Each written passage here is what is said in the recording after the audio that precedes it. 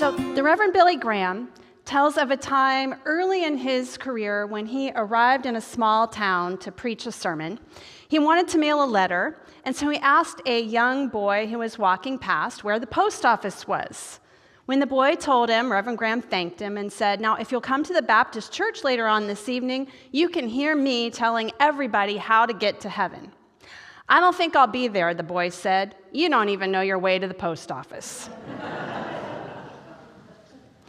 So often, I think we forget that the way to heaven is paved with joy and laughter, an ability to poke fun at ourselves, and to see the miracle of God's grace for us. Holy Humor Sunday is actually a really ancient tradition, going back to 385 AD and St. Gregory of Nyssa. In Latin, the practice was called Risus Paschalis, or the Easter laugh. Lent was meant to be this time of fasting and prayer and humility, culminating in the very serious services that we still honor, Maundy, Thursday, and Good Friday.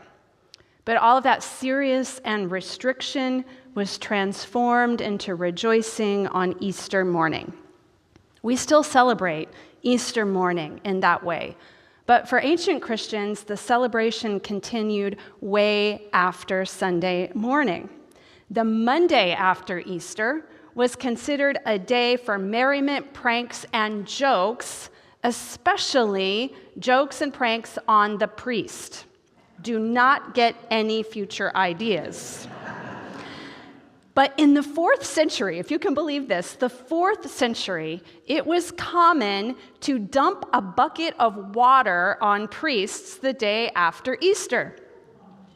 Maybe the Pope was doused with water one too many times, or he heard one too many bad jokes, because Pope Clement X banned all the fun back in the 17th century. Now, I think it was more the era. In fact, here in the United States, so 17th century, we were not even allowed to celebrate Christmas because it was seen as too much fun by the early colonialists. So, over the last few decades, we've tried to change. Risus Paschalis has risen from the grave, and some churches are starting to resurrect the tradition. So why? Why should we devote an entire day to laughing and telling jokes? Well, we all know laughter is good for us.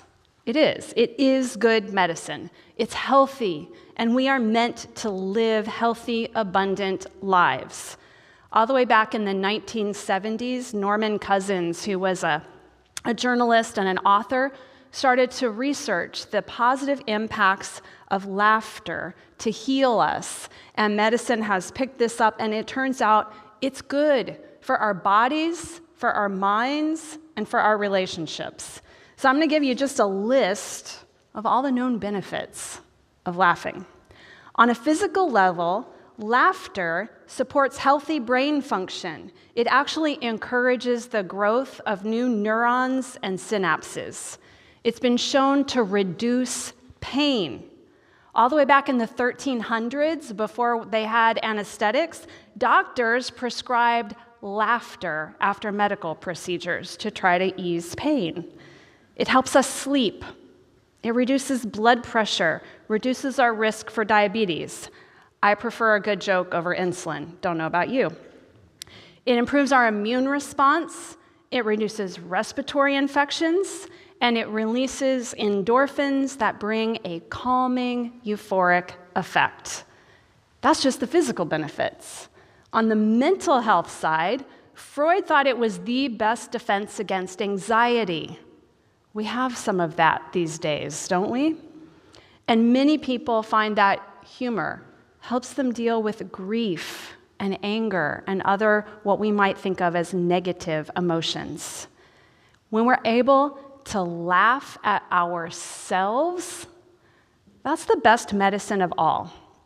It boosts our self-esteem, and it tames that inner critic. Anybody have one of those? Mine can be incredibly loud. But when we laugh at ourselves, when we make a mistake or when we stumble, that persistent voice that says we're not good enough, is silenced. I think being able to laugh at ourselves is what we would call in Christian community grace. And if we can give grace to ourselves, we can give grace to one another. Laughter is good for our bodies, it's good for our minds, and it builds community. What happens when you run into someone who they have that same sense of humor as you do, whether it's that weird quirkiness that you laugh over the same British jokes, or y'all like Canadian humor, you like dark humor, instantly you feel connected to that person because humor connects us at a deep level of our shared humanity. And from that place, we can start to do work together. We can start to solve problems together. Laughter is great for diffusing conflict, and we all know this. Have you ever been in a meeting that just gets incredibly tense and you think, oh my gosh, this is going to head south really, really fast, and somebody says something funny, and suddenly the tension just dissipates, and you're able to deal with the situation. You don't suddenly stop talking about the conflicted problem. You just deal with it in a different way.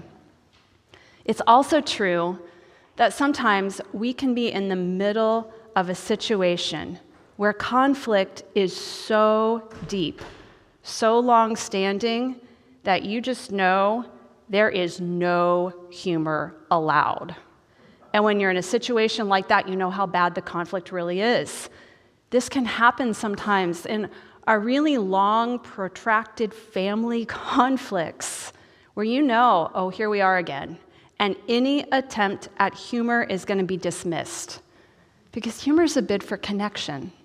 And sometimes when we are in really, really deep conflict, we're not ready for that. But when laughter can come back into the relationship, you know, oh, we've moved through the conflict. We're going to be able to relate again. There's something deeply human about laughing together in good times and in challenging ones. So laughter is human. It's good for us. But is it faithful? You know, I grew up in a religious tradition where laughter was absolutely not allowed in worship. No. I grew up in a very Midwestern, German-influenced Lutheran congregation. Sin is serious business, and so is church liturgy. In the church of my childhood, you came to church to repent, to recite the creeds, to hear the word. If life with God was meant to impart joy, you never would have known it by worshiping at Emmanuel Lutheran Church in Columbus, Ohio. But I have come to believe that God has a sense of humor. God desires our laughter and our joy. So, how do I know this, or why do I think this? Well, we could start by just looking at some of the creatures that God has created as an example. I mean, look at this donkey. Is God not funny? I think so. The orangutan, my favorite creature of all time. I love them. The duck-billed platypus. That is a real-life Mr. Potato Head. There is nothing about that creature that makes sense. I don't even know what that is. And this guy, God has a sense of humor. Because in God's world, in God's imagination, all of those incredibly unique creatures have a place and a purpose. And it's delightful to look at them, isn't it? You know, another way of translating God's will, which to me always sounds so harsh and authoritarian, is actually God's delight. We are meant to delight God with the way that we live by being fully alive and grateful for how wonderfully made we all are. Some of my favorite Bible stories employ humor to help put ourselves and God in their proper perspectives. And I don't think any story does this better than Balaam and the talking donkey from the book of Numbers. Does anybody remember this story? A couple of hands. All right, good. Well, you can read it. It's in the book of Numbers, but I'm just going to tell you how this story goes, okay? So the Israelites are a growing threat to a neighboring country, the country of Moab. And so the king of Moab hires a prophet named Balaam to go curse the Israelites, okay? He's got a big job. He's paid to go curse the Israelites. So Balaam gets on his donkey and he heads off to Israel to do the king's bidding. But he's interrupted by an angel that he cannot see, but his donkey can. So the donkey starts swerving all over the path to try to avoid the angel that Balaam can't see. And Balaam is whipping him and screaming at him to follow directions, to stay on the path. You can imagine how funny this would be. It doesn't work, of course. And so eventually, the donkey turns on Balaam, imagine the head swivel, and says, "Why are you beating me up?" Now, Balaam is surprised, but not so surprised that he doesn't engage with the donkey, right? So before you know it, they're arguing back and forth about whether or not the donkey should be following instructions and why is not staying on the path. And this argument goes on and on and on. Now, to be clear, the prophet is arguing with a talking ass. It's true, and that's what they want you to understand. In the midst of this argument, God suddenly opens Balaam's eyes, and he sees the angel. He realizes that he's wrong to oppose Israel, and he decides to go to the Israelite king and offer a blessing instead of a curse.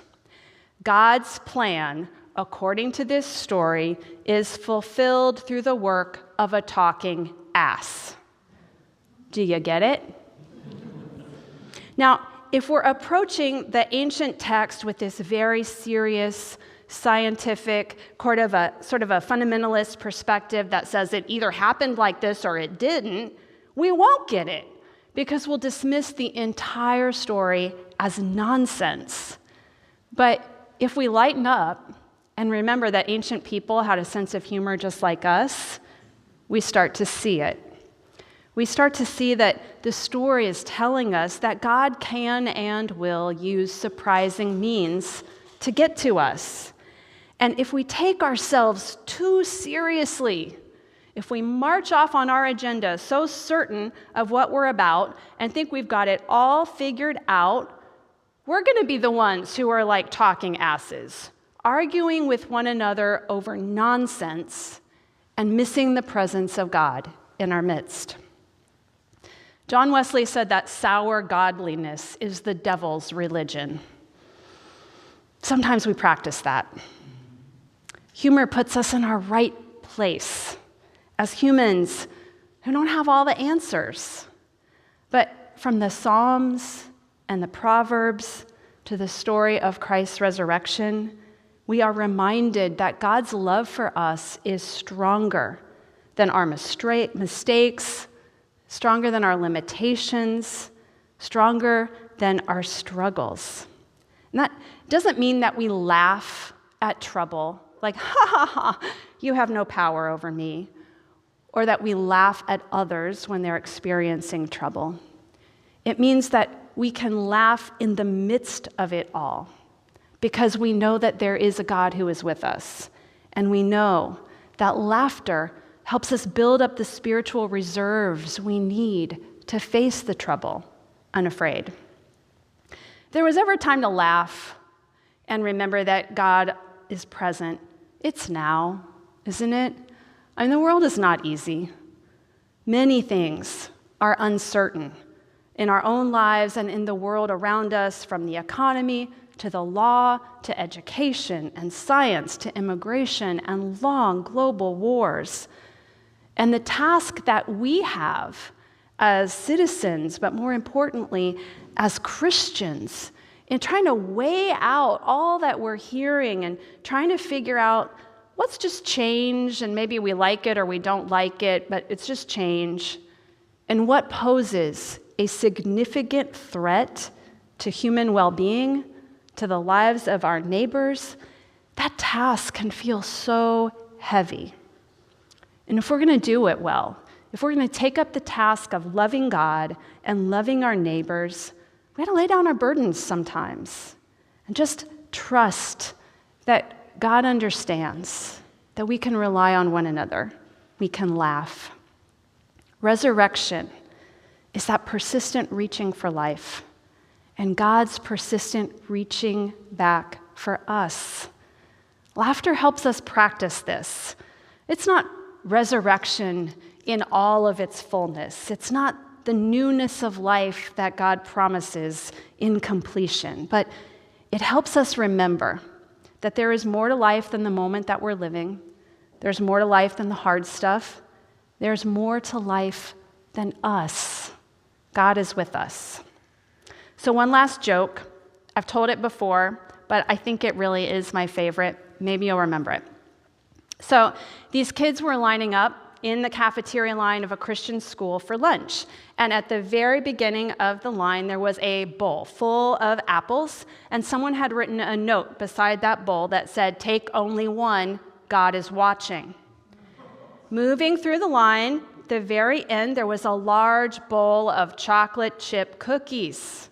And one little boy picked up a pen and wrote his own note and stuck it next to the cookies. "Take all you want, God's watching the apples."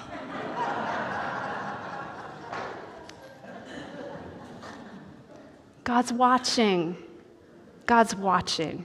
Not with the eyes of judgment and criticism, with the eyes of love, wanting us to laugh, to delight in all that we can delight in, and then to get busy doing the work of bringing love and hope to the world. Amen.